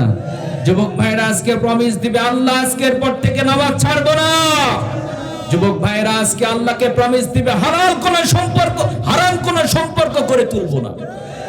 যুবক, বিয়ের আগেই যদি প্রেম প্রীতি করে চরিত্র বিলাও, বিয়ের পরে শান্তি পাবেন না। লিখে রাখেন, বিয়ের পরে শান্তি পাবেন না। মনে হবে এটার চেয়ে ওটাই ভালো ছিল। একটা পর্যায়ে হালাল স্মৃতি ওর পিছনে ছুটবেন, জীবনটা শেষ। দাউ দাউ করে আগুন জ্বলবে। কথা বলেন ঠিক কিনা? হ্যাঁ, বিয়ার পরে তবিল নাই, সেটা আর আমি বলতে চাচ্ছি না। তবে যুবক ভাইয়েরা, এটা হাসির জন্য না ভাই, আল্লাহ আপনার আমার লাইফটা কত সুন্দর করে মানে গঠন করেছেন, তাই না? আপনার কাজ কি? এখন আপনি খাবেন, পড়াশোনা করবেন, আল্লাহর গোলামি করবেন। একটা টাইমে বিয়ের বয়স হয়ে যাবে, আপনার বাবার দায়িত্ব আছে, আপনাকে বিয়ে দিবে। আর আপনি আল্লাহর কাছে চাইবেন, আল্লাহ নেককার মুত্তাকি পরহেজগার একটা মেয়ে দিয়ে দেন। বিয়ের পরে দেখবেন দাম্পত্য জীবনটা অনেক সুন্দর হয়ে গেছে। আর বিয়ের আগেই যদি সব শেষ, তাহলে বিয়ের পরে তো আর কিছু বাকি থাকে না, ওটা ভালো লাগবে না। তখন মনে হবে এটার সে ওটাই ভালো ছিল, ওটার সে ওটা ভালো ছিল। একটা অশান্তির মধ্যে পড়ে যাবেন আর কি, শান্তি খুঁজে পাবেন না। তো লোক দোষ আমারে বলে, আমি দেখতে অনেক কালা, প্রমিস দিছি জান আসো তোমারে বিয়ে করে নেব। তারপরে যখন আসছে সত্যি দেখে অনেক কালা। এই যে প্রমিস দিছে আর কি করবে, বিয়ে করে নিয়ে নিয়েছে। এই জন্য ইসলাম শিখিয়েছে, নারী আপনার স্ত্রী, আপনার ফোনটাও যদি প্রয়োজনে রিসিভ করতে হয়, ইসলাম নীতিমালা দিয়েছে, বিধান দিয়েছে, মিষ্টি ভাষায় না, কর্কশ ভাষায়, যাতে করে কয়েকটা শব্দ শোনার পরে আপনার বন্ধু মনে করে, দোষ তুই দুনিয়ায় থাক আর আখেরাতে চলে যায়, সেটা কায়দা নাই, তবে তোর বইয়ের সাথে আর কথা বাড়িতাম না। আর যদি এইবার থেকে বলে, ভাইজান ভালো আছেন, শুরু হয়ে যাবে কয়েকদিন পর পরকিয়া, বউ নাই, বউ নাই। কথা বলেন ঠিক কিনা? এই জন্য বলছিলাম যে ইসলাম বিয়ে হচ্ছে জান্নাতি একটা সম্পর্ক, পবিত্র একটা সম্পর্ক। নারীর মধ্যে আছে জান্নাতের সুখ। কথা বলেন ঠিক কিনা? তাহলে ইসলাম বলছে এখন প্রাপ্তবয়স্ক হয়ে গেছে, এখন বিয়ে দিতে হবে। বিয়ে যখন করবেন, আপনারা বলুন নগদ মোহর না যৌতুক? বাকি শুধু লিখে রাখার, যৌতুকের জন্য বউ পিটাও। একজন বাবা আমাকে বলছেন, মাহফিলে গিয়েছে, হুজুর দোয়া করবেন। কি দোয়া করব? আমার মেয়ের জন্য দোয়া করবেন হুজুর। আমার জামাই কয়েক লক্ষ টাকার জন্য আমার মেয়ের গায়ে কেরোসিনের তেল ঢেলে দিয়ে আগুন দিয়ে পুড়িয়ে দিয়েছে। এইরকম পশুত্ব আছে না নাই আমাদের মাঝে? আছে না নাই? তাহলে ইসলাম বলছে এখন মেয়েটাকে বিয়ে দিতে হবে, নগদ মোহর দিতে হবে। আবার বিয়ের পরে আপনারা বলুন তো, যত খরচ হবে, যত কিছু দায়িত্ব স্বামীর কাঁধের মধ্যে ইসলাম দিয়েছে। কথা বলেন ঠিক কিনা? আবার যখন এই মেয়েটি মা হয়ে গেল, কেমন মর্যাদা! এই মেয়েটি যখন মা হয়ে গেছে, তৃতীয় নম্বরে এমন মর্যাদা রব্বুল আলামিন দিয়েছেন, আপনি আমি ভাবতে পারি মাত্র বৃদ্ধ হয়ে গেছে, তার আর কি মর্যাদা থাকতে পারে। আপনার আমার প্রিয় নবী, বিশ্ব নবী সাল্লাল্লাহু আলাইহি ওয়াসাল্লাম বলছেন, ও আমার উম্মতেরা, তোমার মা বৃদ্ধ হয়ে গেছে, তুমি তাকে অমূল্যায়ন করতে পারবা না। বিশ্বনবী সাল্লাল্লাহু আলাইহি ওয়াসাল্লাম বলছেন, আল জান্নাতু তাহতা কদামিল উম্মাহাত। ওগো মা, তুমি এই ধরনের শ্রেষ্ঠ নেয়ামত, তোমারই পদতলে রয়েছে জান্নাত। ওগো মা, তুমি এই ধরনের শ্রেষ্ঠ নেয়ামত, তোমারই পদতলে রয়েছে জান্নাত। সুবহানাল্লাহ। বিশ্বনবী সাল্লাল্লাহু আলাইহি ওয়াসাল্লাম বললেন, ও আমার উম্মতেরা, তোমার মা বৃদ্ধ হয়ে গেছে, তুমি জান্নাতের জন্য কোন দিকে দৌড়াও? আপনার আমার প্রিয় নবী বিশ্বনবী সাল্লাল্লাহু আলাইহি ওয়াসাল্লাম ঘোষণা করে দিলেন, ও আমার উম্মতেরা, তোমার মায়ের পায়ের নিচে তোমার রব তোমার জন্য জান্নাত রেখে দিয়েছে। সুবহানাল্লাহ। তাহলে ছোট্ট করে বলি, জন্ম থেকে নিয়ে মৃত্যু পর্যন্ত নারীর কোনো সিকিউরিটির অভাব নেই।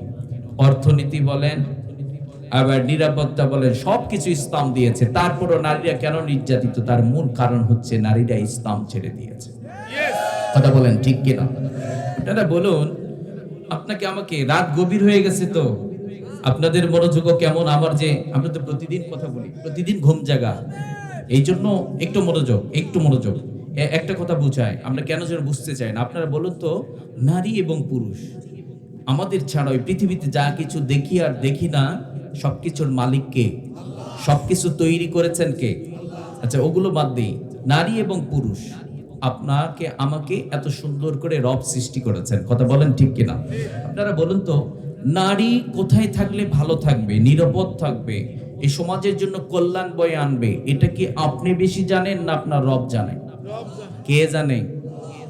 আপনি কোথায় থাকবেন, পুরুষরা কোথায় থাকবে, কোথায় থাকলে ভালো হবে, দেশের উন্নতি হবে, ফ্যামিলির উন্নতি হবে, ফ্যামিলিটা সুখময় হবে, এটা কি আপনি জানেন না আপনার রব জানেন? আপনার রব জানেন। এই জন্য তো রব বলেছেন নারীরা ঘরে থাকবে, ঘরটাকে সুন্দর করে সাজিয়ে রাখবে, পুরুষ হাত ভাঙা পরিশ্রম দেবে, বাড়িতে প্রবেশ করবে, স্ত্রীর মুখের সুন্দর মিষ্টি একটা কথা তার ক্লান্তিকে দূর করে দেবে। কথা বলেন ঠিক কি না? এখন কি আছে আমাদের স্ত্রীরা কি ওইরকম কথা বলে? এই যে বাবা আপনার আর কি রাগ, আপনার চেয়ে তার বেশি রাগ।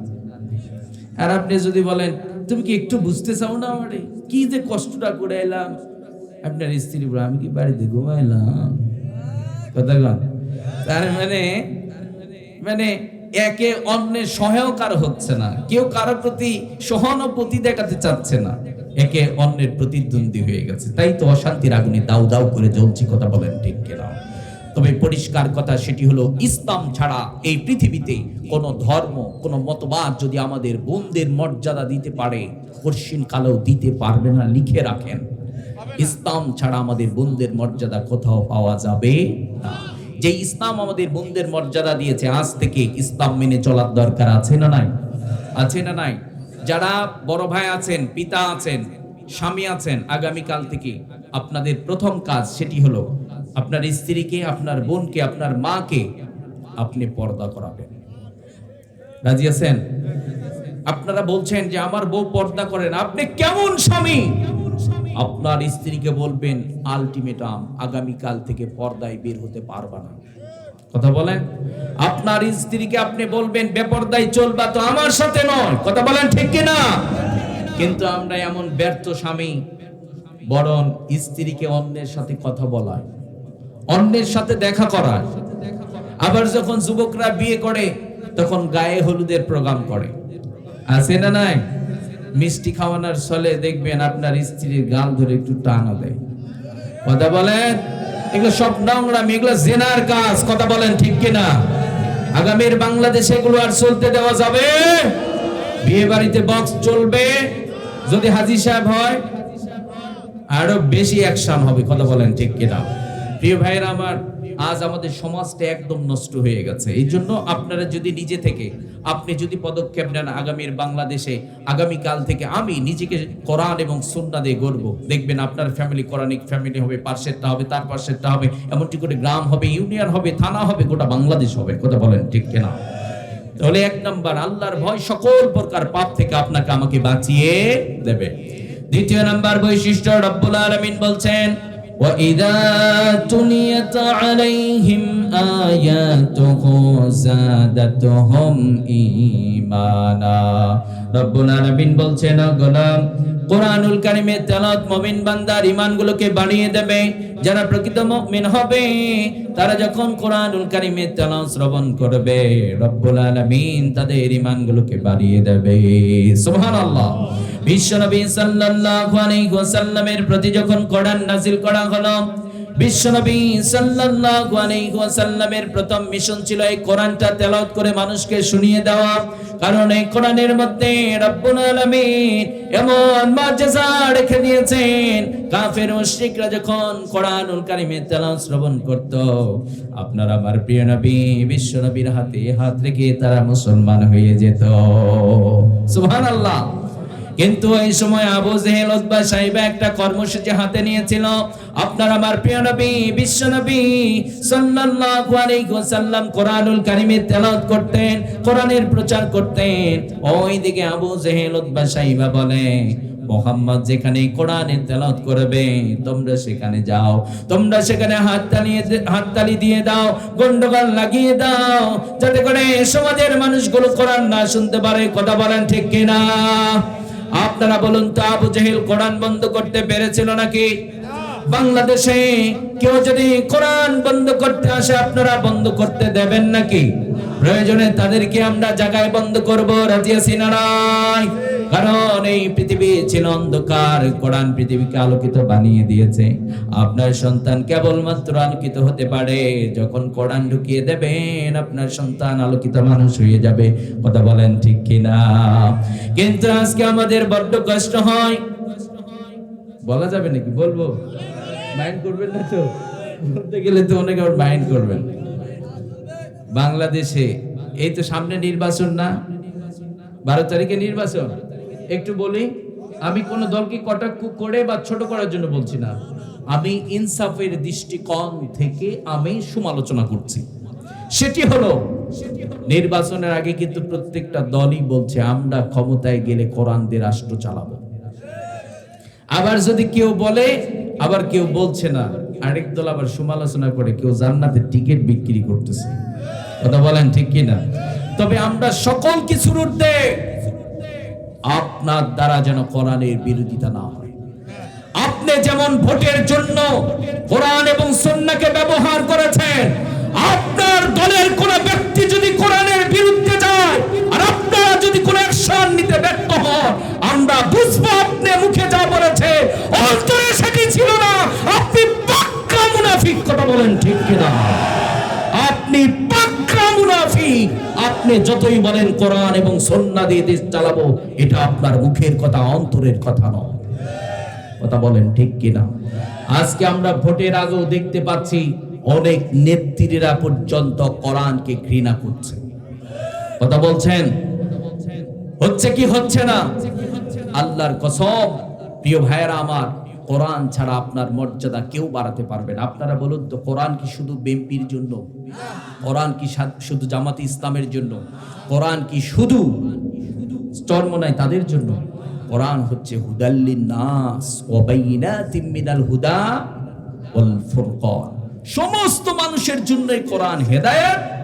এই কোরআনই এই পৃথিবীকে পার্থক্য করে দেবে, ভাগ করে দেবে চুরি অন্যায়। কথা বলেন ঠিক কিনা? কোরআনই পার্থক্য করে দেবে ন্যায় এবং অন্যায়। তাহলে কোরআন তো সবার জন্য, তাহলে কোরআন সবাইকে ভালো লাগতে হবে। কথা বলেন, কোরআনের পক্ষে থাকতে হবে। রাজি আছি না নাই? আগামীর বাংলাদেশে কোরআন দিয়ে পার্লামেন্ট পরিচালিত হোক, আমরা সবাই চাই কি চাই না? আমরা অনেক কিছু রেখেছি। আগামীর বাংলাদেশে যারাই ক্ষমতায় যাবে, আমরা তাদেরকে বলবো 90% মুসলমানের দেশে পার্লামেন্ট থেকে কোরআনের আইন বাস্তবায়ন করতে হবে। আমরা আওয়ামী লীগ বুঝি না, বিএনপি বুঝি না, জামাত বুঝি না, চরমনায় বুঝি না যে মুসলিম হিসাবে আমাদের শাসনভার তারাই গ্রহণ করবে যারা কোরআন দিয়ে রাষ্ট্র পরিচালনা করবে। কথা বলেন ঠিক কিনা? তবে আমরাই সেটি করতে পারি। সেটি হলো, কেউ মাইন্ড করবেন না, এজ এ মুসলিম হিসাবে আমি যখন আপনাদের সামনে কোরআন থেকে কথা বলছি, এটা আমার ইমানি দায়িত্ব। সেটি হলো, ভোটের আগে কিন্তু ভুল করা যাবে না। সেটি হলো, আপনার দেওয়া সমর্থন নিয়ে চোর বাটপার যদি ক্ষমতায় যায়, তাহলে যত চুরি করবে, জেনা করবে, খুন করবে, সব দায়, ওটার একটা দায়ভার আপনার কাঁধেও আসবে। কথা বলেন ঠিক কিনা? আপনি যদি ভালো মানুষ নির্বাচন করেন, তাহলে আপনিও সওয়াব পাবেন। এখন সিদ্ধান্ত আপনার, আপনি কি চোরকে ভোট দেবেন না ভালো মানুষকে দেবেন? সিদ্ধান্ত আপনার, সিদ্ধান্ত আমার। কথা বলেন ঠিক কিনা? তবে আমরা চাই আগামীর বাংলাদেশে সৎ মানুষগুলো আমাদের রাষ্ট্রের গুরুত্বপূর্ণ জায়গা দখল করুক। সবাই চান তো? আল্লাহ কবুল করুন, সবাই পড়েন আমিন। সাথে সাথে আরেকটি কথা বলি, সেটি হলো, আমাদের 12 তারিখে নির্বাচন হবে, মাইন্ড করবেন না। আবারও বলছি, মাইন্ড করবেন না। আরেকটা দুটো ভোট হবে না? হ্যাঁ না? আপনারা হাতে ভোট দেবেন, টিক চিহ্ন দেবেন। রাজি আছি? এটি মনে করছি ইমানি দায়িত্ব আমার, কারণ এটার দ্বারা আমাদের বাংলাদেশের অনেক কিছু পরিবর্তন হবে ইনশাআল্লাহ, সংস্কার হবে, কেউ আর স্বৈরাচার হতে পারবে না। এই জন্য সাথে সাথে আমরা টিক চিহ্ন দিয়ে দেব হাত। রাজি আছি? আল্লাহ কবুল করুন, সবাই পড়েন আমিন। তাহলে সৎ মানুষ, আমরা যদি সৎ হই, আমাদের নেতাও সৎ হবে। আমরা যদি সত্যি সৎ হয়ে থাকি, সৎ মানুষকেই তো আমরা চয়েস করি, তাই না? দেখা যাক আমরা কাদেরকে চয়েস করি। কথা বলেন। তাহলে দ্বিতীয় নাম্বার, কোরআনের তেলাওয়াত মুমিন বান্দার ঈমানকে বৃদ্ধি করবে। আজ থেকে নিয়মিত আমরা কোরআন পড়বো, কোরআন বুঝবো, কোরআন দিয়ে জীবন গড়বো। আল্লাহ কবুল করুন, সবাই পড়েন আমিন। সন্তানগুলোকে কোরআন দিয়ে দেবেন, পারবেন তো? দুনিয়ার চাকরির জন্য সন্তানকে কোরআন থেকে বঞ্চিত করবেন। আপনার ছেলেকে হাফেজ নাই বানালেন, অন্তত দেখে যেন কোরআনটা সুন্দর করে পড়তে পারে। আপনার ছেলে যেন দৈনন্দিন জীবনের যে শরীয়ত বিধানগুলো আছে এগুলো যেন জানে, তারপরে সে ডাক্তার হোক, মাস্টার হোক, কোনো সমস্যা নাই। তাহলে আমরা এর থেকে আমাদের সন্তানগুলোকে বঞ্চিত করব না। রাজি আছি তো? আল্লাহ কবুল করুন। তৃতীয় নাম্বার বৈশিষ্ট্য, রব্বুল আলামিন বলছেন, ওয়া আলা রাব্বিহিম ইয়াতাওয়াক্কালুন। রব্বুল আলামিন বলছেন যারা সত্যিকারের মুমিন হবে তাদের তৃতীয় নাম্বার বৈশিষ্ট্য থাকবে, তারা কেবলমাত্র তাওয়াক্কুল করবে আমি রবের প্রতি। আমরা তাওয়াক্কুল করব কার প্রতি? রব্বুল আলামিন বলছেন যারা আমার প্রতি তাওয়াক্কুল করবে আমি রব তাদের জন্য যথেষ্ট হয়ে যাব। ওয়া মান ইয়াতাওয়াক্কাল আলাল্লাহি ফাহুয়া হাসবু। রব্বুল আলামিন বলছেন গোলাম যারা আমার প্রতি তাওয়াক্কুল করবে আমি রব তাদের জন্য যথেষ্ট হয়ে যাব। সুবহানাল্লাহ। চতুর্থ নাম্বার বৈশিষ্ট্য রব্বুল আলামিন বলছেন, শেষ করে দেব, একটু বসেন, দোয়া হবে। আমি মুসাফির না, 12:30 প্রায় পার হচ্ছে মনে হয়, এই জন্য আমি আর সময় নেব না, আমারও কষ্ট হচ্ছে। যখন রাত গভীর হয় গলা শুকিয়ে যায়, কথা বলে খুব বেশি একটা ভালো লাগে না। এই জন্য 2টা বৈশিষ্ট্য আছে, ছোট্ট করে বলে দেই। কষ্ট হবে, বলবো না দোয়া করব? বলবো। চতুর্থ নাম্বার বৈশিষ্ট্য রব্বুল আলামিন বলছেন আল্লাযীনা ইউকিমুনাস সালাতা ওয়া মিম্মা রাযাকনাহুম ইউনফিকুন। রব্বুল আলামিন বলছেন যারা প্রকৃত মুমিন হবে তারা নামাজ কায়েম করে। কি করে? যারা প্রকৃত মুমিন হবে তারা নামাজ কায়েম করবে। আমরা সকলেই নামাজ কায়েম করব, রাজি আছি না নাই? নামাজ কায়েম হয়ে গেছে, আপনি বুঝবেন কখন? নামাজের রক্ত যখন হয়ে যাবে, প্রতিটা মানুষ নিজের কাজগুলো ছেড়ে দিয়ে যখন নামাজে দাঁড়িয়ে যাবে, তখন আপনি বুঝবেন নামাজ কায়েম হয়ে গেছে। কথা বলেন ঠিক কিনা? আর নামাজ কায়েম করার জন্য সংগ্রাম করার দরকার আছে না নাই? রব্বুল আলামিন আবার বলছেন আল্লাযীনা ইম্মাক্কান্নাহুম ফিল আরদি আকামাস সালাত। রব্বুল আলামিন স্পেশাল ভাবে তাদেরকে দায়িত্ব দিয়েছেন যারা রাষ্ট্রপ্রধান হবে, তাদেরকে রব্বুল আলামিন বলেছেন ও গোলাম তুমি রাষ্ট্রপ্রধান হয়েছো, তুমি যখন ক্ষমতায় চলে যাবা তুমি যাত্রা অ্যারেঞ্জ করবা না, তুমি গান বাজনা অ্যারেঞ্জ করবা না। তুমি ক্ষমতায় যাওয়ার পরে সর্বপ্রথম যেই কাজটা করবা সেটি হলো নামাজ কায়েম করবা। কথাটা কার? রব্বুল আলামিন বলছেন যারা রাষ্ট্রপ্রধান হবে তারা ক্ষমতায় গিয়ে নামাজ কায়েম করবে। আগামীর বাংলাদেশে এমন রাষ্ট্রপ্রধান আমরা দেখতে চাই যে রাষ্ট্রপ্রধান ইমামতি করতে পারেন, দাঁড়িয়ে খুতবা দিতে পারেন। 90% মুসলমানের দেশে আমার জন্মের পরে এমন কোন রাষ্ট্রপ্রধান আমি দেখি নাই। আমি মনে করছি আমরা চাইলে আগামীর বাংলাদেশে করতে পারি। কথা বলেন। রব্বুল আলামিন বলছেন যারা রাষ্ট্রপ্রধান হবে তারা ক্ষমতায় গিয়ে নামাজ কায়েম করবে।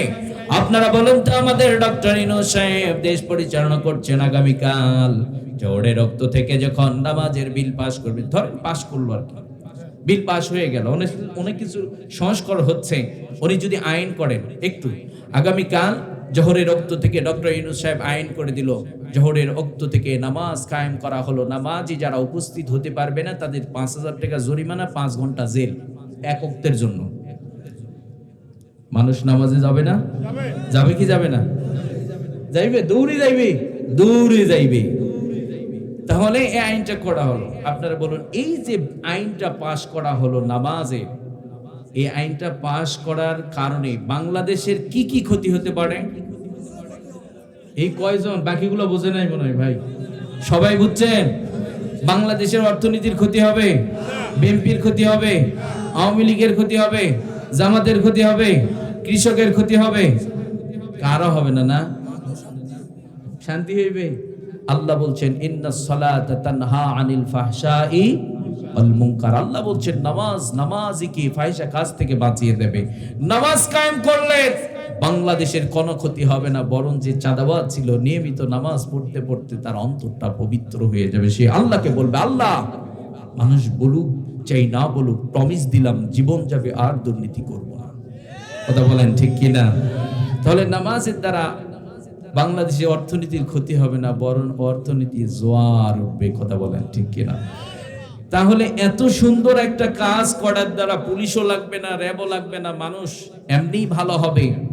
90% মুসলমানের দেশ এই বাংলাদেশ জন্মের পরে কারা ক্ষমতায় ছিল? একটু কথা বলবেন। মুসলমানরা ক্ষমতায় ছিল না? যারা ক্ষমতায় ছিল সবাই তো মুসলমান। ওদের কাজ কি ছিল? হ্যাঁ, হজ করে আসে। এবার প্রতিদিন তাহাজ্জুদ না পড়লে সকাল হয় না। কথা বলেন। ওরা ক্ষমতায় ছিল কিন্তু বিলটি পাস করে নাই। কথা বলেন ঠিক কিনা? কেন করে নাই জানেন? আমি ছোট্ট মানুষ, ছোট্ট করে যেটি বুঝেছি সেটি হলো, করে নাই এই কারণে, যদি নামাজের বিল পাস করা হয় দাদা বাবুরা বলবে মৌলবাদীর উত্থান হয়েছে। কারণ ওরা মনে করে কোরআনের আইন যখনই কোরআনের আইনের কথা কেউ বলবে, শরিয়া আইনের কথা বলবে, তখন তারা বলবে জঙ্গিবাদীর উত্থান হয়েছে, মৌলবাদীর উত্থান হয়েছে। তার মানে নামাজের বিল পাস করা হইলে দাদা বাবুরা নারাজ হবে, নামাজের বিল পাস করলে লাল কুত্তার গোষ্ঠীরা নারাজ হবে। আমাদের দেশের যারা ছিল, মাইন্ড করবেন না, বুকে হাত দিয়ে নিজেই চিন্তা করুন, আমার কথার সাথে মিলে যাবে ইনশাআল্লাহ।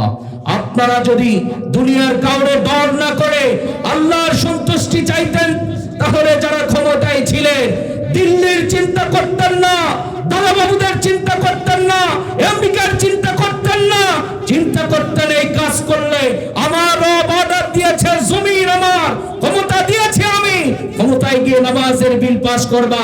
কে নারাজ হয়েছে, কে খুশি হয়েছে সেটা দেখার কায়দা নয়, আমি রব খুশি হয়েছি, নিরাপত্তা আমি দেব। কথা বলেন ঠিক কিনা?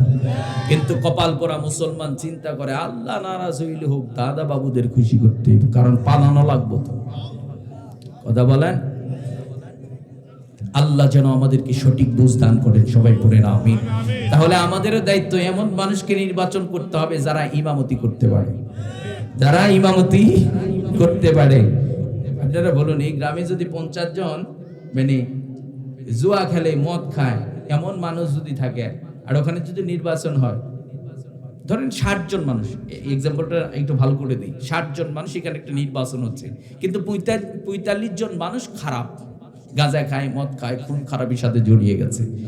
যখন ওখানে নির্বাচন হবে, যে মদ খর গাঁজা খর, ওই 45 জন তো তাকেই চাবে। কথা বলেন ঠিক কিনা? ভালো মানুষের সংখ্যা কম, ভালো মানুষ ক্ষমতায় যেতে পারবে। আগামীর বাংলাদেশে একটু প্রমাণ হবে আমরা ভালো না খারাপ। কথাটা বুঝছেন? আমরা ভালো না খারাপ প্রমাণ হবে 12 তারিখে। কথা বলেন ঠিক কিনা? আমরা যদি ভালো হই তাহলে ভালো মানুষদেরই ক্ষমতায় আনবো ইনশাআল্লাহ। তাহলে 5 ওয়াক্ত নামাজ আজ থেকে আমরা সকলেই পড়ব, আল্লাহ কবুল করুন, আমিন পড়েন। 5 নাম্বার, রব্বুল আলামিন বলছেন ওয়া মিম্মা রাযাকনাহুম ইনফিকুন। রব্বুল আলামিন বলছেন যারা প্রকৃত মুমিন হবে, আমি রব তাদেরকে যে রিজিক দিয়েছি তা থেকে তারা আমার রাস্তায় দান করে। সুবহানাল্লাহ। 5 নম্বর আল্লাহ বলছেন আমি রব তোমাদেরকে যে রিজিক দিয়েছি তা থেকে আমার রাস্তায় তোমরা দান করবা। তাহলে আমার ভাইরা, আমি আলোচনাটা গুছিয়ে দিই আরেকবার। আমার আলোচনার বিষয় ছিল প্রকৃত মুমিন বান্দার পরিচয়। 5টি কাজ করলে উলাইকা হুমুল মুমিনুনা হাক্ক, তারাই হবে সত্যিকারের মুমিন। 1 নাম্বার, আল্লাহকে ভয় করতে হবে। কাকে? 2 নাম্বার, কোরআনের তেলাওয়াত মুমিন বান্দার ঈমানকে বাড়িয়ে দেবেন। 3 নাম্বার, আল্লাহর প্রতি তাওয়াক্কুল যারা করে তারাই হয় প্রকৃত মুমিন। 4 নাম্বার, নামাজ কায়েম করে। কি করে? নামাজ কায়েম করে। 5 নাম্বার, আল্লাহ যে রিজিক দিয়েছেন, যে সম্পদ দিয়েছেন, আল্লাহ রাস্তায় তারা খুশি খুশি কি করে? ব্যয় করে। এই 5টি কাজ যারা করবে উলাইকা হুমুল মুমিনুনা হাক্ক, তারাই হবে সত্যিকারের মুমিন। আল্লাহ সুবহানাহু ওয়া তাআলা এই 5টি বৈশিষ্ট্য আমি সহ আমাদের বোনেরা সহ সকলকে যেন আমল করার তৌফিক দান করেন, সবাই পড়েন আমিন।